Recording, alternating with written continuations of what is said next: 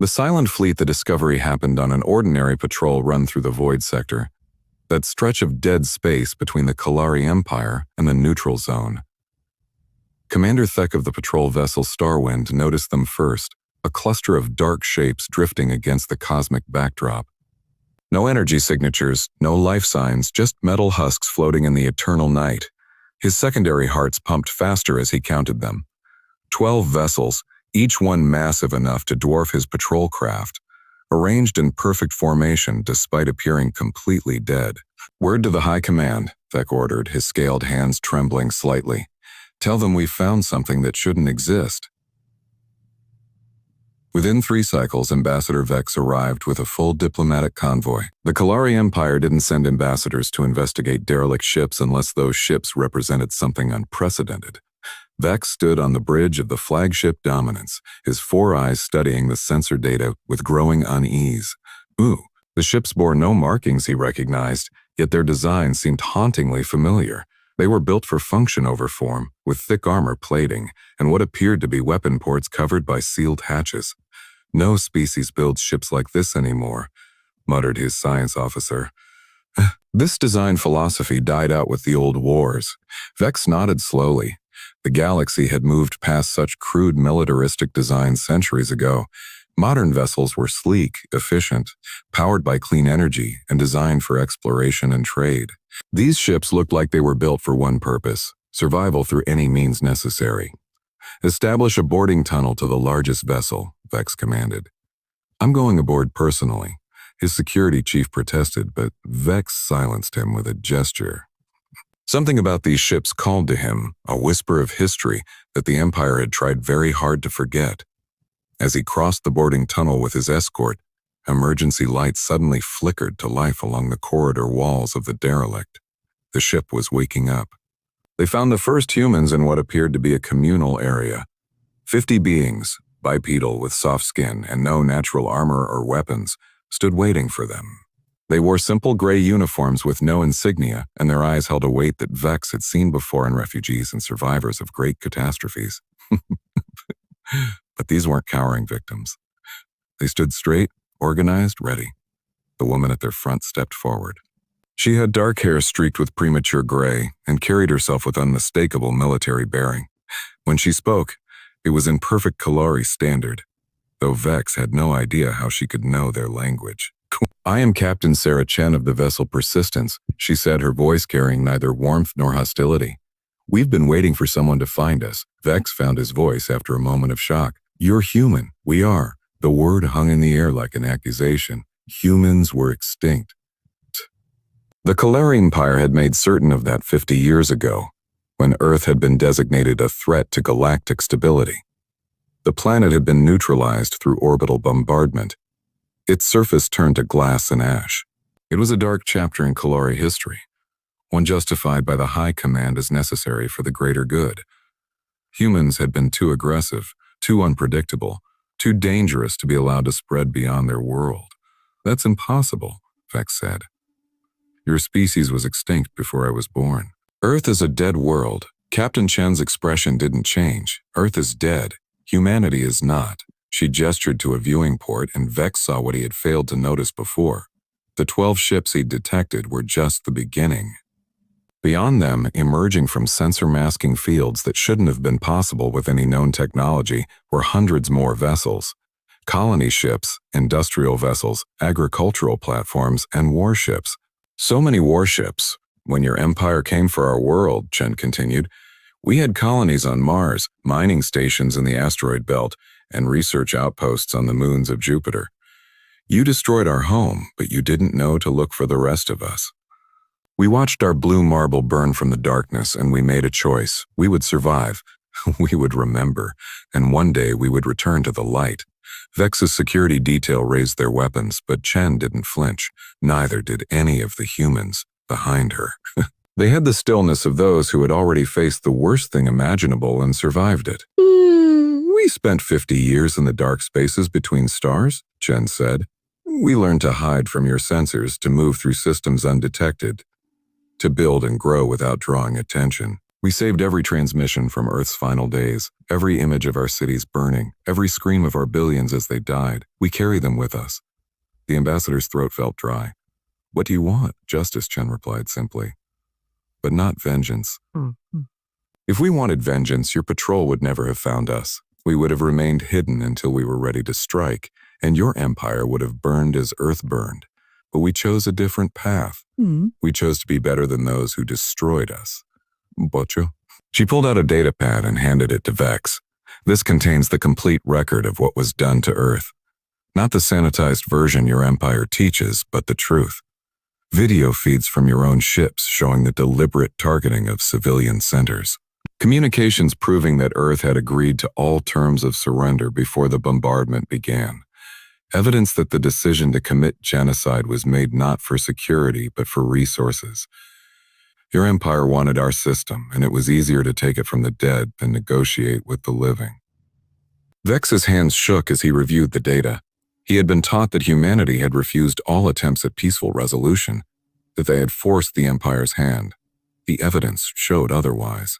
It showed his people as the aggressors, the murderers, the monsters that parents told their children about in the dark. We're returning to known space, Chen announced. Not as conquerors, but as witnesses. We'll present this evidence to the Galactic Council. We'll tell the story of humanity's near extinction and survival, and we'll demand that the Kalari Empire answer for its crimes. The Empire will never allow it. Vex warned, though his conviction wavered, they'll destroy you all to keep this secret buried. Chen's smile was sad and dangerous in equal measure. They're welcome to try, but I should mention, Ambassador, that in 50 years of hiding, we've done more than just survive. We've studied every species in the galaxy. We've learned your technologies, your tactics, your weaknesses. We've made allies among the forgotten and the oppressed, and we've built weapons that your empire has never seen, because we built them in the dark where you never thought to look. As if to emphasize her point, alerts began flooding Vex's communication device. Human ships were appearing throughout Kalari space, not attacking but simply revealing themselves. They had been there all along, ghosts in the machinery of Empire, waiting for this moment. We've scheduled a hearing before the Galactic Council in 7 cycles, Chen informed him. Your government will be formally notified within the hour. I suggest you return to your ship and report what you've learned here. Tell them that humanity has returned, and we will have our day in court. Vex found himself backing toward the airlock, his escort moving with him. This will mean war. No, Ambassador. What your empire did to Earth was war. This is something else entirely. This is accountability. As the Kalari delegation returned to their ship, Captain Chen stood at the viewing port watching them go. Behind her, the human refugees who had lived their entire lives in the darkness of space stood witness to this first step back into the light. They had been born in the aftermath of genocide, raised on stories of a world they'd never seen, trained for a confrontation that might destroy them all. But they stood unbowed, unbroken, and unafraid. The Ghost Fleet powered up its engines for the first time in decades, and the long journey toward justice began. In the depths of space, 10,000 human vessels dropped their cloaking fields and began to move. They had hidden long enough. It was time for the galaxy to remember that humanity would never bow.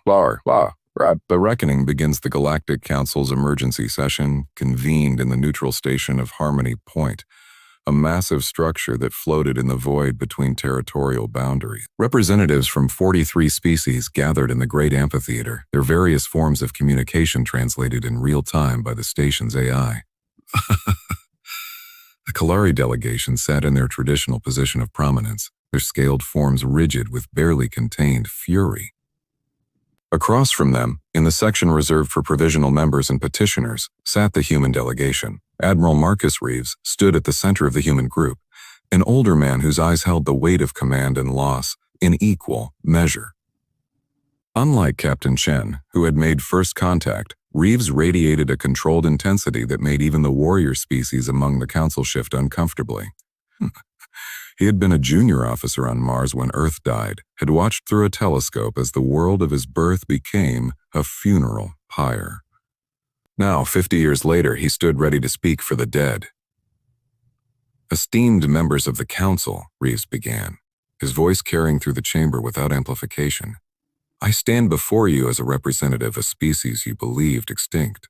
We are here not to beg for membership or recognition, but to present evidence of the greatest crime in galactic history and to demand justice for the 10 billion humans who cannot speak for themselves. The Kalari Prime Ambassador, Zoltex, rose immediately. This council does not recognize the authority of extinct species to make demands. Whatever survivors may have escaped Earth's necessary neutralization have no standing here. Necessary, Reeves' voice could have frozen stars. Then you maintain that the genocide of our species was justified? Earth was a threat to galactic stability, Zoltex stated, repeating the official line that had been taught for half a century. Humanity's aggressive expansion and refusal to submit to council oversight left us no choice. And it was not a pleasant expression. Then you'll have no objection to us presenting our evidence to the contrary. The chamber's holographic projectors activated, filling the space above the delegates with images that had been hidden for 50 years. The council watched in growing horror as the truth unfolded. They saw Earth's governments agreeing to every demand made by the Kalari Empire. They saw human colonists on Mars recording desperate messages, begging to know why the bombardment continued after surrender. They saw Kalari commanders laughing as they targeted hospitals, schools, and refugee centers.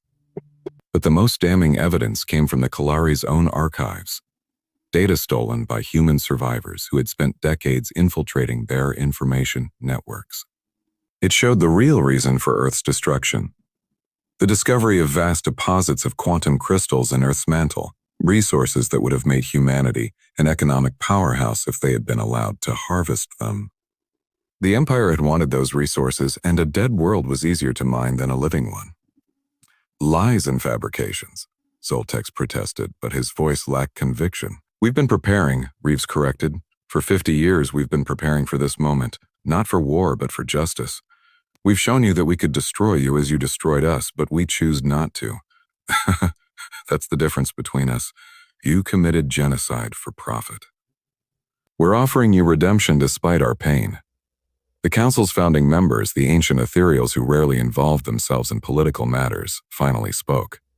Their voice was like the echo of creation itself. The evidence is clear. The Kalari Empire committed genocide against humanity. This council failed in its duty to prevent it. Justice must be served. The vote was called. One by one, the species of the galaxy cast their judgment. Even some of the Kalari's strongest allies voted against them, unable to ignore the mountain of evidence and the testimony of the supposedly extinct species that had found refuge with humanity. When the final tally was announced, the Kalari Empire stood condemned by a margin of 41-2. But humanity's moment of triumph was short-lived. Zoltex activated an emergency beacon, and Kalari warships began jumping into the system. If the Council sides with extinct species and terrorists, he declared, then the Empire withdraws from this body and declares all treaties void. The chamber erupted in panic as delegates realized what this meant. The Kalari Empire was choosing war over justice. They would rather fight than admit their crimes. Reeves stood calmly in the center of the chaos, touching a communication device in his ear. Admiral, Captain Chen's voice came through clearly. They've taken the bait.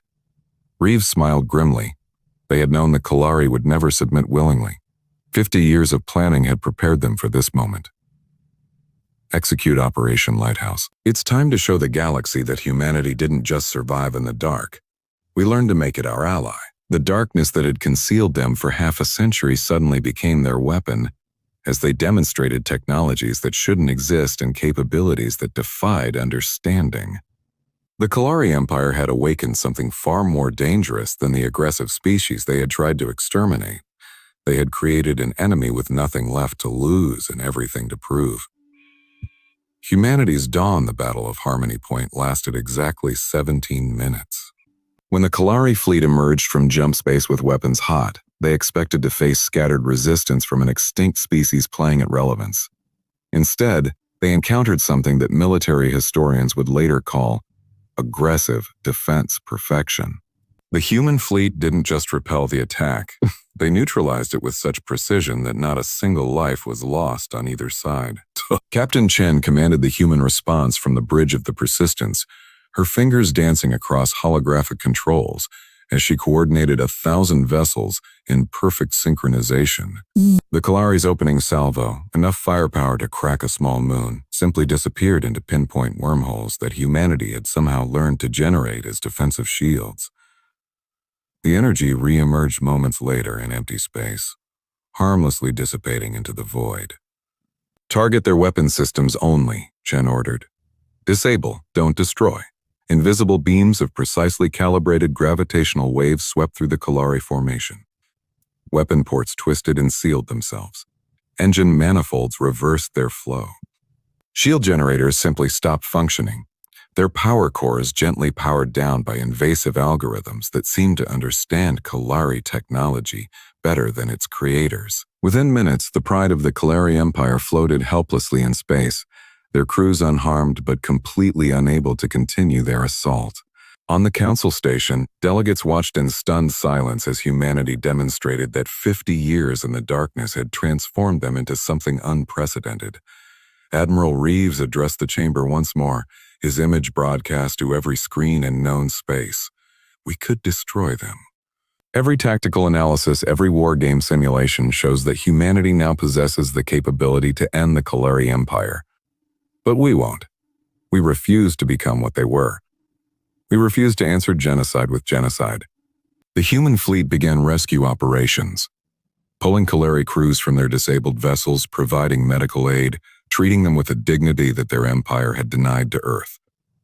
The galaxy watched as humanity chose mercy over vengeance, strength over brutality. However, Reeves continued, his tone hardening, justice still demands an accounting.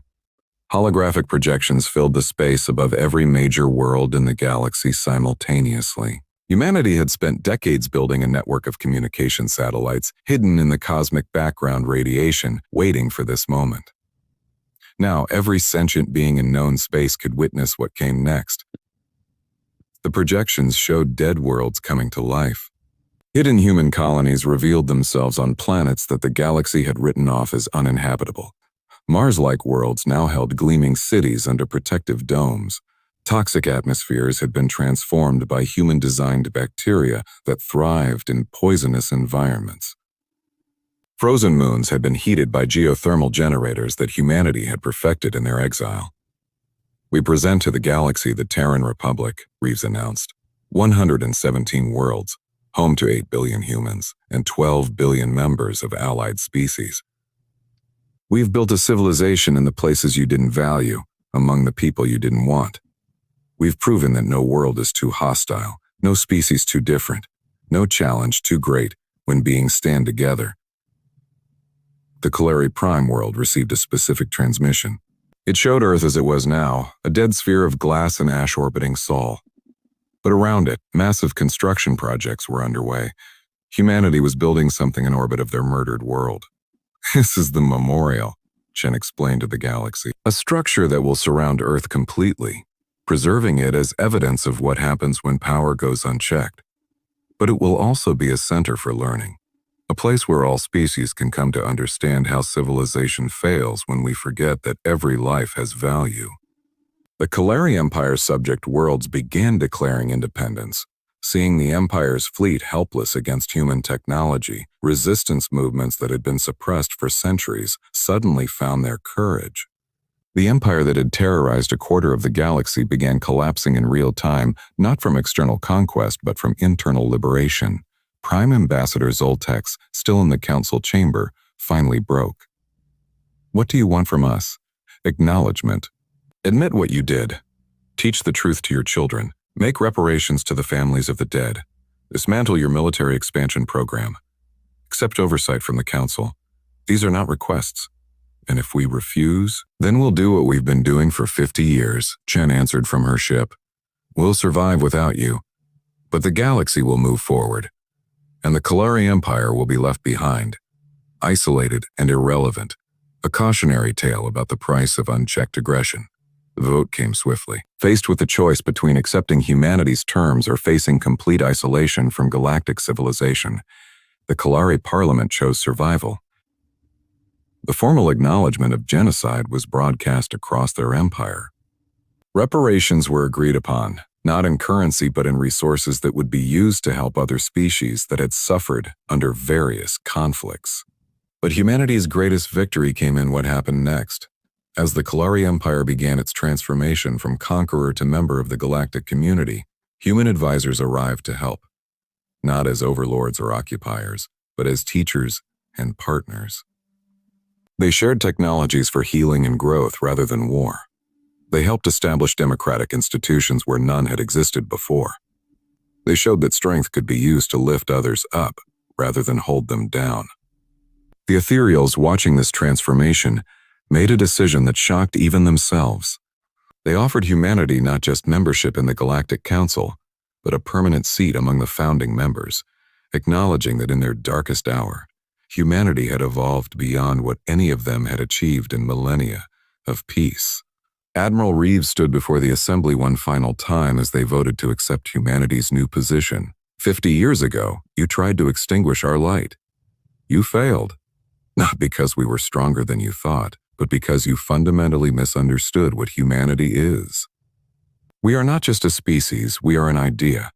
The idea that no matter how dark the night, dawn will come. The idea that no matter how complete the destruction, something new can grow from the ashes. The idea that no matter how final the defeat seems, we will never bow. The memorial around Earth was completed within a solar year. It became the most visited site in the galaxy, a reminder and a promise combined. Inside its vast halls, the stories of Earth's 10 billion dead were preserved alongside the testimonies of those who survived. But it also held something else, the stories of every species that had faced extinction, every culture that had been erased, every voice that had been silenced. Captain Chen stood in the memorial's central chamber, looking through a transparent aluminum window at the dead Earth below. Beside her stood Ambassador Vex, the Kalari who had first discovered humanity's return. He had resigned his position and dedicated himself to reconciliation, working alongside humans to heal the wounds his empire had created. "Do you forgive us?" he asked, a question he'd carried for months. Jen was quiet for a long moment. "Forgiveness isn't mine to give. It belongs to the 10 billion who can't speak. But we can do something better than forgive. We can ensure it never happens again." She gestured to the gathering taking place in the memorial's great hall. Representatives from every species in the galaxy were there, signing the Terra Accords, a binding agreement that made genocide not just a crime but an impossibility. Any species that faced extinction would automatically trigger a response from all others. No world would burn alone again. "Your people gave us a gift," Chen continued, causing Vex to look at her in surprise. "You showed us what we could survive. You forced us to become more than we ever imagined possible. In trying to destroy us, you made us unbreakable." As Earth's sun set behind the dead world, casting long shadows through the memorial, humanity's fleet stood guard. They had returned from the darkness not as conquerors, but as protectors. They had answered genocide with justice, hatred with determination, and extinction with evolution. In schools across the galaxy, children of 100 species learned the story of humanity's near destruction and survival. But more importantly, they learned the lesson that humans had paid such a terrible price to teach, that no amount of force could break a spirit that refused to bow, that no darkness could extinguish a light that others were willing to shelter, and that no species stood alone as long as even one voice was willing to speak for justice. The Terran Republic became the galaxy's newest superpower not through conquest, but through compassion. Their technology, born from necessity in the dark between stars, was shared freely with species that needed it. Their ships, built for war but used for rescue, became symbols of hope in systems facing crisis.